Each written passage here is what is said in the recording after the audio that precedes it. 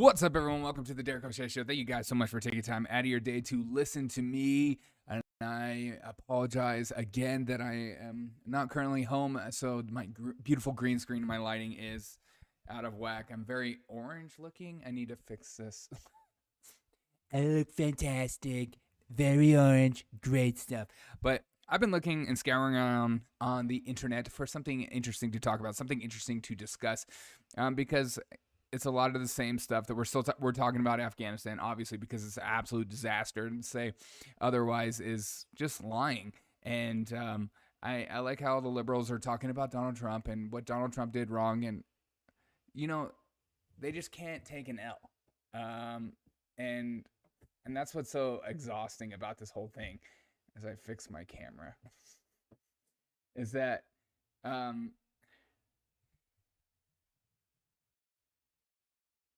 Biden's was in charge of the withdrawal, not Donald Trump. Biden had every right to change anything Donald Trump did to his liking to make it better.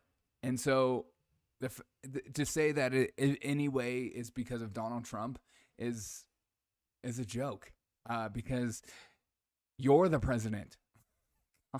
I can't stand when people do this. They're like, well, the previous leadership. And like, no, you have flipped and changed and signed off on executive orders overturning so much of what Donald Trump did. So the fact that you're saying, well, in this case, I decided not to. Well, that's on you then. But here's what's...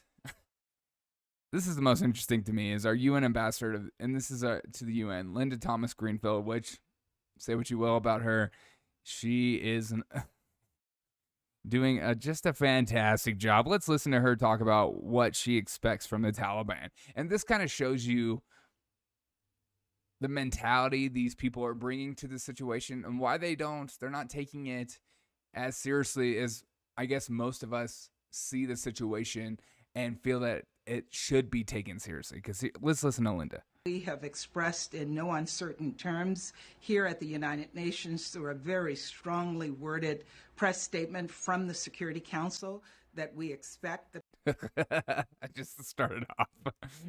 We have issued a very strong and purposeful statement to the Taliban. Will they listen? Absolutely. Our wording, we use big words, we use a thesaurus throughout the whole thing. We changed it. We even put it through Google Grammarly. And so the statement should be read very forcefully. You know, when these politicians talk about being so forceful and wording things strongly towards like the Chinese government or North Korea, do they know they're dumb? I mean, I just don't understand why that is even a thing of wording strongly. Let's keep going. To respect human rights, including the... Respect human rights. Respect human rights under Sharia law. And this is what happens when you have too woke of a culture that can't call out an entire group of people like this and say that what they're doing is terrible and inhumane and disastrous, especially towards women and children. And young men as they force them to fight. But let's keep listening, because this shows you the mentality of what is, because this is leadership. And she was chosen. So human rights, including the rights of women and girls.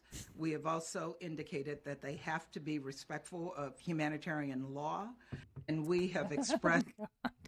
they have to be respectful of humanitarian law. Thanks, Linda Green. They're going to listen to you. Did they listen to you at the beginning? Have you ever read Sharia law? Apparently not. And this is another State Department, UN Council. This is another just idiotic statement. Additionally, the UN Security Council issued a joint press statement earlier today calling for a new government that is united, inclusive, and representative, including with the full and meaningful participation of women. The Council spoke with one voice to underscore that Afghanistan must abide by its international obligations, including to international humanitarian law, and ensure the safety and security of all Afghans. This is what happens when you have weak individuals speaking out against a very aggressive and dangerous organization. They think they can just come out and say these things and speak with a forceful tone, like Anthony Blinken speaking to the Chinese government. So I think I hear what you're saying is these people have no idea what they're dealing with, obviously, because they don't read. They're too busy with their own woke ideologies as they are calling for progressive, governmental, and that's inclusive and gendered. Like, I don't know what's coming, but stuff like this really freaks me out, and it should freak you out too, because this is what our leadership, our UN, our main leaders are thinking in regards to the Taliban. Like, well, maybe they'll be different this time, as they're shouting death to America. And that CNN reporter, they're shouting death to America, but they're doing it with smiles, and they all seem like really nice people. And here's another video that I found online that's being circulated. It's from WikiLeaks, and it's from Julian Assange. That guy should not be stolen. Just the fact that he's not free is unbelievable. But you get why he's not free with this statement, because he just puts the reason where we were in Afghanistan for so long, and kind of gives you a glimpse of why. Because a lot of us today are wondering, Joe Biden said that we won, we did the things we came to do, but it didn't feel like that. It's like getting the most valuable, most improved player award. You're like, I feel like a piece of crap. Why do I have this stupid award? I was the worst person on the team. They're like, well, you did a great job. It just doesn't feel right. Nothing about this situation feels right. As we're watching people run to the airport, you saw American citizens today are still in Kabul, and they're still struggling to get on a plane to leave, as they're asking for more people to be saved other than themselves as well. I don't know if you caught that Fox and Friends interview. I don't really watch that show, but I saw the interview with a guy, an American citizen trying to leave, and he wasn't able to because it's just so crowded and so chaotic, and there was no real plan to get these people out. But let's listen to Julian Assange, and you could probably understand why he's still locked up, because the elite do not like to speak. Because the goal is not to completely subjugate Afghanistan. The goal is to use Afghanistan to wash money out of the tax bases of the United States, out of the tax bases of European countries, through Afghanistan, and back into the hands of a transnational security elite. That is the goal, i.e. the goal is to have an endless war, not a successful war. And that's why he's still locked up. Just like, and makes you wonder. I don't know if you've seen some of the footage that's come out with the loads of cash just being spread around. It's like even the Afghanistan president that has fled went with millions of dollars in hands, as he put out a statement earlier and saying, this money is not stolen. Of course it's not stolen. It's probably given to you. But I've also thought this video was interesting and should be talked about, is MSNBC Morning Joe. This guy is slowly getting red-pilled by the second, and it's hilarious to me. And he's freaking out about what's going on in the world, and he feels like the Democrats are losing the plot. And you are. You completely are. You're losing the plot, and you're losing confidence. You're going to have confidence in the obvious areas, New York, California, Portland, Oregon, places like that. But maybe New Mexico. I don't know. But let's listen to what Morning Joe has to say about what's going on, because I thought this was interesting. Let's talk about the mess right now that I think the Democrats are facing, and it's so early. We have a year and a half until the election, but if Democrats want to know what they're going to be facing, let's talk about it right now. Because if I were a Republican running, I would say Democrats can't protect us across the world. Democrats can't. Speaking of that, China is still pushing on Taiwan, saying if U.S. has any troops there, they will destroy them. And it's a very good move right now for China to continue to push, because it makes sense, because even Joe Biden's still not taking the helm. He's on vacation. Thank God he came out and he spoke a speech that someone wrote for him. That means he cares. can't And where's Kamala Harris? protect our street, and Democrats can't protect us at the border. There is, we don't talk about it enough, there is a massive border crisis on the southern border right now. And if Democrats don't want to talk about it, that's fine. It will find them over the next 16 months politically. And then there's this chaos in Afghanistan, and we've talked about crime, which, of course, I had people telling me for a year, oh, it's just an exaggeration, law and order, racist, bigoted, whatever. Eric Adams runs on protecting streets and police reform. He wins the Bronx, he wins Queens, he wins, well, Staten Island, and he wins Brooklyn.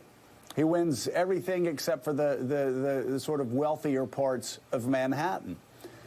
And Democrats have to understand this is coming, and I don't know where mission control is on the Democratic side, but somebody, Donnie, needs to get that, and they need to start responding. You can tell the guy's like, why did you ask me this question? He's waking up. He's finally seen it. The reason that people aren't talking about the border crisis is I look at CNN and MSNBC every single day. They do not talk about the border crisis, and it's never on a top story. It's never a top story. It's always about January 6th. It's always about Trump, and that's not an exaggeration. And it is. I look at it every day. CNN at least has some worldly news. They're talking about what's going on in Afghanistan, but you don't see anything about the border crisis.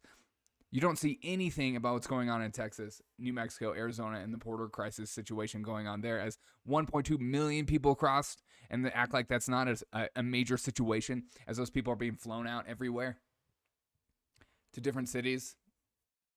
Just put through the system. Go, get out of here. We don't want to make a mess. And then you have COVID spiking in a lot of places. And the obvious logical conclusion is maybe some of these illegal immigrants coming across the border are helping spread the virus because none of them were tested. None of them were forced to take the vaccination, even though they were given a free ride into this country.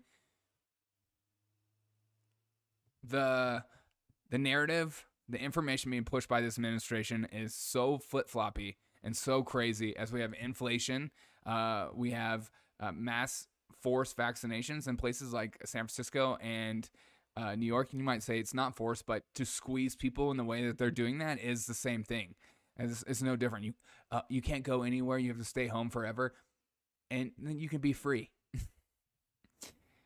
I have friends in New York that are just totally okay with it. They just don't care. And a lot of them don't even know about what's going on in the border crisis because places like MSNBC aren't talking about it. So it's refreshing to hear that even the Morning Joe is starting to wake up and actually talk about what's going on because it is a humanitarian crisis. It's not just a bunch of good people crossing the border looking for jobs. There is rape, there is child abuse, there is kids being thrown across borders, people are dying because of starvation. I mean, to say it's just, this whatever, it's just a feel-good story is such a lie. But that's what politics is about anyways, isn't it? It's just about how can you feed people an easy lie for them just to swallow in order for them to continue to stay in power.